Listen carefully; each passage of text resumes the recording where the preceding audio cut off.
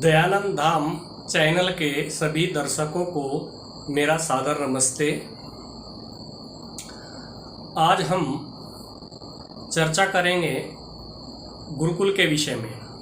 गुरुकुल कैसा होना चाहिए। तो सबसे पहले हम बात करते हैं कि गुरुकुल का स्थान कैसा हो। वेद में एक मंत्र आया है, उपहुरे च गिरीणाम संगमे च नदीनाम धिया विप्रो अजायता। इस मंत्र का अर्थ है कि नदियों के किनारे, पहाड़ के ऊपर, गुफाओं में अथवा जंगल के बीच में हमारे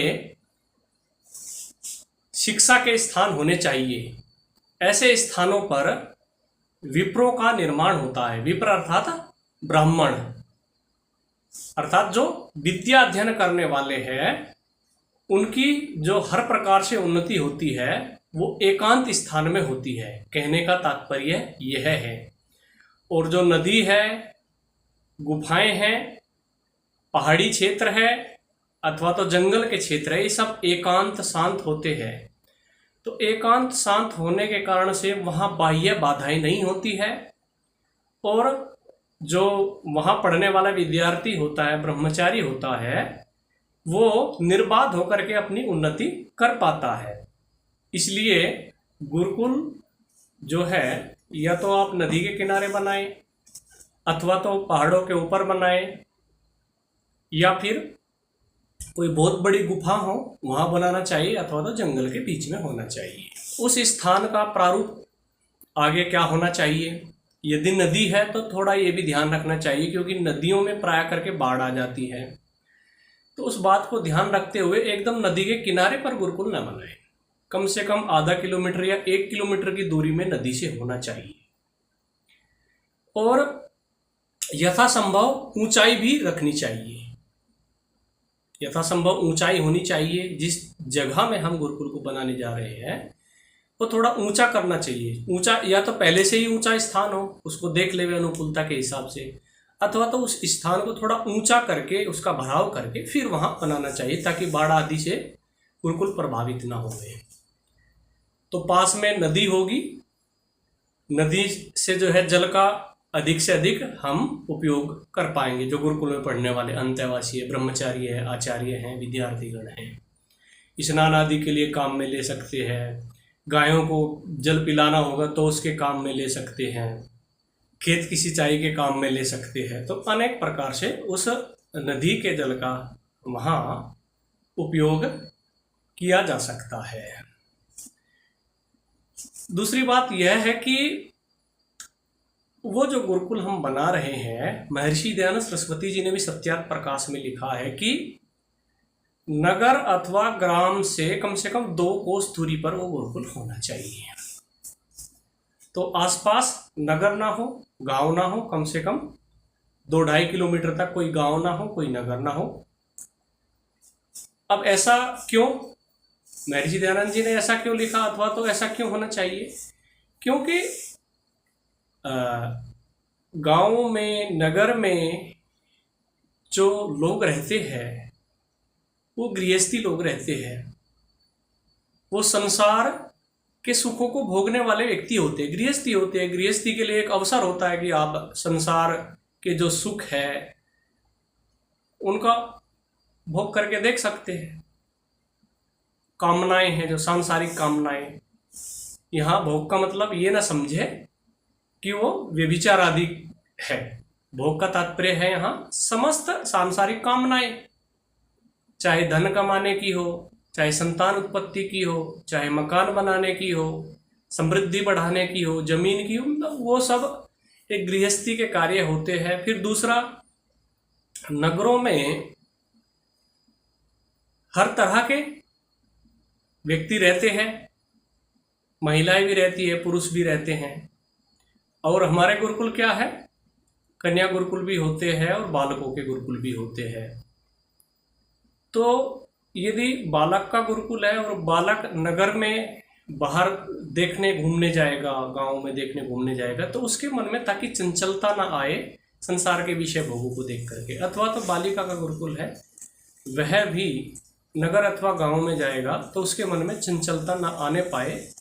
तो इस बात को ध्यान में रखते हुए गुरुकुल का जो स्थान है वह नगर और गांव से 2-2.5 किलोमीटर दूरी पर होना चाहिए। तीसरी बात यह है कि जो बालकों का गुरुकुल है वो केवल बालकों का ही होना चाहिए, और जो कन्याओं का गुरुकुल है, बालिकाओं का गुरुकुल है, वह केवल बालिकाओं का ही होना चाहिए। महर्षि दयानंद जी ने इसके विषय में भी कहा है कि जो बालकों का गुरुकुल है उसमें 5 वर्ष की बालिका भी ना जाने पाए। साथ ही साथ ये कहा कि जो बालिकाओं का गुरुकुल है उसमें 5 वर्ष का बालक भी न जाने पाए। और यहाँ तक बोला कि जो बालकों के गुरुकुल है उसमें जो आचार्य है वे पुरुष ही हो, और जो बालिकाओं के गुरुकुल है उसमें जो आचार्याएं हैं वे महिलाएं हो। तो एक दूसरे के प्रति जो आकर्षण होता है पुरुष महिला का, तो आकर्षण की आयु नहीं है, उसकी विद्या अध्ययन की आयु है, ब्रह्मचर्य काल है, अभी वो कम उम्र वाला है, वहां उसका निर्माण का काल है, उसको ब्रह्मचर्य का पालन करना होता है। और ब्रह्मचर्य का भंग करेगा तो उसका निर्माण नहीं होगा, शारीरिक बल कम होगा, मानसिक बल कम होगा, बौद्धिक बल कम होगा, आदि आदि बहुत सारी समस्याएं ना उत्पन्न होवे। तो इस बात को ध्यान में रखते हुए गुरुकुल का स्थान बालिका और बालकों का अलग अलग जो है निर्धारित हमारे शास्त्रों में किया गया है। महर्षि दयानंद सरस्वती जी ने भी इस बात को जो है स्पष्ट किया है। अब जो गुरुकुल बनाया जा रहा है वहां सुरक्षा आदि की दृष्टि से पर्याप्त उस स्थान की व्यवस्था होनी चाहिए। बनाते समय जो दीवारें हैं वो इतनी पर्याप्त होनी चाहिए कि कोई असामाजिक तत्व, कोई दुष्ट प्रवृत्ति का व्यक्ति, चोर डाकू उसमें ना घुसने पाए दीवार कूद करके। दूसरा, दरवाजा भी जो है मजबूत होना चाहिए, और प्रशासन की ओर से भी पूरी इस प्रकार की व्यवस्था गुरुकुल के लिए होनी चाहिए जो एक सुरक्षा प्रदान कर सके। अब हम व्यवस्था की बात करते हैं, तो व्यवस्था गुरुकुल की कैसी हो। सबसे पहले तो जमीन की बात करते हैं। गुरुकुल की जमीन कितनी होनी चाहिए। यदि हम 25 ब्रह्मचारियों का गुरुकुल चलाना चाहते तो कम से कम उसकी जमीन 25 एकड़ होनी चाहिए, क्योंकि यहाँ हम स्कूल की, कॉलेज की अथवा आधुनिकता की बात नहीं कर रहे हैं, हम आत्मनिर्भर शिक्षा व्यवस्था की बात कर रहे हैं। और आत्मनिर्भर शिक्षा व्यवस्था में गुरुकुल की व्यवस्था ऐसी होनी चाहिए कि गुरुकुल अधिक से अधिक आत्मनिर्भर हो। गुरुकुल में पढ़ने वाला ब्रह्मचारी विद्यार्थी हर प्रकार के कार्य सीख सके, अपने आप में सक्षम हो सके, आत्मनिर्भर बन सके। तो उस बात को ध्यान में रखते हुए यदि 25 ब्रह्मचारियों का गुरुकुल हमें बनाना है तो उसके लिए कम से कम 25 एकड़ जमीन होनी चाहिए। उसके बाद एक बड़ा हॉल ऐसा होना चाहिए जिसमें ब्रह्मचारी प्रतिदिन व्यायाम कर सके, लंबा चौड़ा 25 ब्रह्मचारी आराम से व्यायाम कर सके, आसन कर सके, दंड बैठक लगा सके। उस हॉल के बाहर भी कुछ ऐसी खाली जगह छोड़नी चाहिए ताकि वहां भी व्यायाम कर सके। एक लंबा हॉल ऐसा होना चाहिए जिसमें पुस्तकालय हो और वहां बहुत सारी मेज हो, कुर्सियां हो, अथवा तो नीचे बैठने का स्थान हो ताकि वहां बैठ करके आराम से शांति से ब्रह्मचारी स्वाध्याय कर सके। तीसरा, जो गुरुकुल हम बना रहे हैं उसकी 4 दीवारी हो, वो भी बताया भी था मैंने। 4 दीवारी होने के पश्चात लगभग 1-1.5 फीट जगह छोड़ करके एक कम से कम 1-1.5 मीटर की क्यारी बनाए, अथवा तो आधा मीटर की क्यारी बनाए।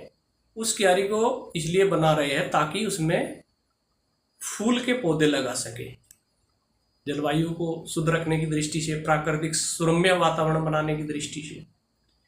तो उसमें गेंदे के फूल लगा सकते हैं और गुलाब के फूल लगा सकते हैं, अलग अलग औषधियों जैसे तुलसी आदि के भी पौधे हम उसमें लगा सकते हैं। अच्छे सुंदर सुंदर फूल के पौधे उसमें हम लगा सकते हैं। उसके बाद कम से कम 10 फीट का रास्ता चारों ओर को होना चाहिए। जैसे हमने दीवार के चारों ओर को लगभग 1-1.5 फीट जगह छोड़ने के बाद आधा मीटर या कहें कि 2 मीटर जगह छोड़ी फूलों के लिए। ऐसे ही उसके बाद 10 फीट का रास्ता जो है व्यक्ति को उसमें छोड़ना है, 10 फीट चौड़ा कम से कम, ताकि उसमें बैलगाड़ी आ सके, बैलगाड़ी का आना जाना हो सके, और कोई आपत्ति काल में आधुनिक वाहन भी जो है वहाँ जा सके। थोड़ा आधुनिकता को भी देखते हुए मैं गुरुकुल की व्यवस्था की बात करूँगा, क्योंकि एकदम प्राचीनता में हम नहीं जा सकते। थोड़ा बहुत जो है हमें मजबूरन जितना आधुनिकता का समावेश करना पड़ेगा उसकी भी मैं चर्चा इसमें करूँगा। और वो 10 फीट चौड़ा रास्ता चारों ओर को हो, ताकि जहाँ से व्यक्ति प्रारंभ करे पूरा उसका चक्कर काटने के बाद वहीं पहुँच जाए। तो उससे क्या लाभ होगा? एक लाभ तो ये है कि प्रतिदिन सारे ब्रह्मचारी वहाँ दौड़ लगा सकते हैं उस रास्ते के ऊपर।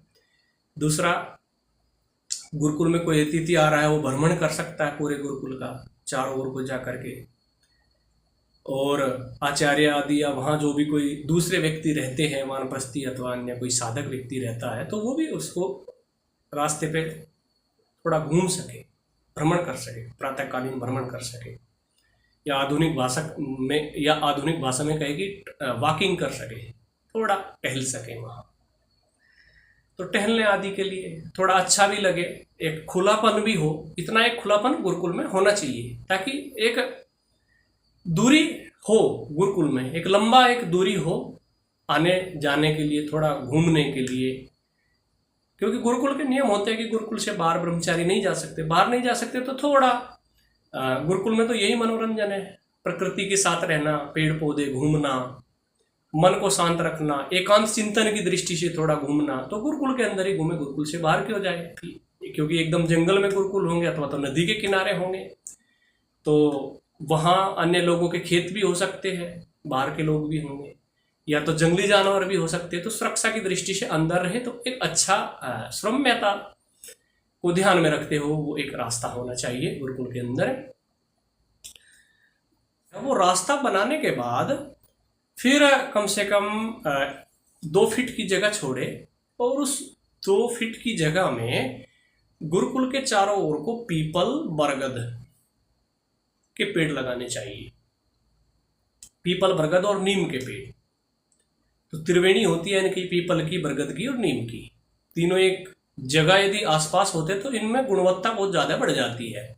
सबसे बड़ी बात यह है कि पीपल के वृक्ष की विशेषता यह है कि वह रात दिन ऑक्सीजन देता है। तो वहाँ की जलवायु को शुद्ध रखने की दृष्टि से भी पीपल जो है बड़ा उत्तम रहेगा, बड़ा श्रेष्ठ रहेगा, स्वास्थ्य अच्छा बना रहेगा ब्रह्मचारियों का, गुरुकुलवासियों का, सभी अंत्यवासियों का। बरगद हो तो वो भी बड़ा उपयोगी है, औषधीय वृक्ष है, और नीम है वह औषधीय वृक्ष भी है। तो ये त्रिवेणी जो है क्रमशः है, पहले बरगद, फिर पीपल, फिर नीम, फिर बरगद, फिर पीपल, फिर नीम। तो ऐसे क्रम से चारों ओर को जो है होने चाहिए।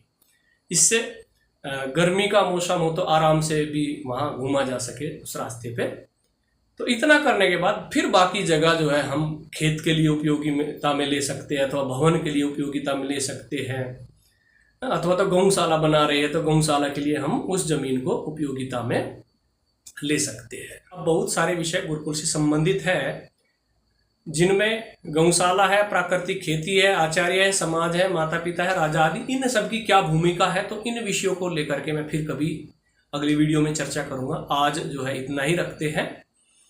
तो गुरुकुल हमारा कैसा होना चाहिए, इस विषय में आज मुख्य रूप से मैंने स्थान की बात की। तो स्थान में भी नदी के किनारे वाला जो स्थान है उसको लेकर के मैंने एक गुरुकुल का प्रारूप आप लोगों के सामने प्रस्तुत किया। तो मेरी वीडियो आप लोगों को कैसी लगी कृपया कमेंट में अवश्य लिखें। और आप लोगों को कोई सुझाव हो गुरुकुल से संबंधित, अथवा तो कोई शंका हो, कुछ पूछना चाहते हो, तो वो भी आप लिख सकते हैं। मैं यथासंभव अगली वीडियो में जो है उस शंका का समाधान करने का प्रयास करूँगा। आज इतना ही रखते हैं, अब विराम। नमस्ते। ये जो मैंने वीडियो बनाई है इसमें थोड़ा मुझसे भूल हुई है, उस भूल को मैं सुधारना चाहता हूँ।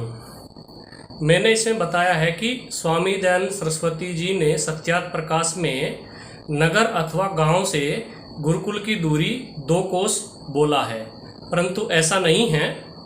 मुझे पुनः वो देखने पर पता चला है, महर्षि दयानंद जी ने सत्यार्थ प्रकाश में नगर अथवा गांव से गुरुकुल की दूरी 4 कोस बताया है, अर्थात लगभग 5-5.5 किलोमीटर बैठेगा। तो मैंने इसमें 2-2.5 किलोमीटर बोला था, तो उसकी जगह ये थोड़ा मैं परिवर्तन करता हूँ।